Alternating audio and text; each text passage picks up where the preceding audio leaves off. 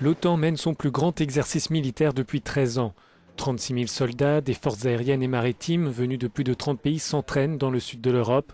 Pour le secrétaire général de l'Alliance, de nouveaux défis sont apparus depuis la planification de cet exercice, il y a 2 ans.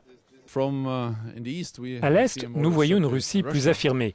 Mais l'OTAN ne cherche pas la confrontation avec la Russie. En fait, nous allons continuer à travailler pour une relation plus constructive avec Moscou. Mais au Sud, nous voyons quelque chose de très différent. Nous observons de la violence, une brutalité propagée par le groupe État islamique et toutes les organisations terroristes. Et nous voyons aussi des États à l'abandon et en déliquescence. L'Alliance teste aussi les éléments espagnols qui dirigeront la force opérationnelle interarmée à très haut niveau de préparation, appelée aussi fer de lance.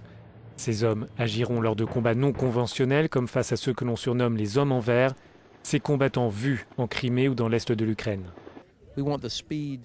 Nous voulons une accélération dans la reconnaissance, la prise de décision et le rassemblement. Les avions américains que vous avez vus voler, ils ont décollé il y a 8 heures. Est-ce vraiment efficace ?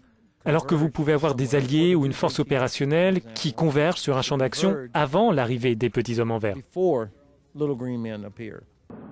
Cet exercice est le point le plus important mené par l'OTAN pour entraîner ses forces.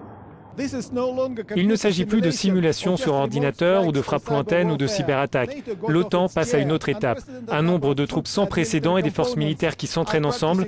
Cependant, cette force de réaction surnommée fer de lance, qui s'entraîne actuellement pour être opérationnelle l'année prochaine, ne compte pour le moment que 5 000 hommes.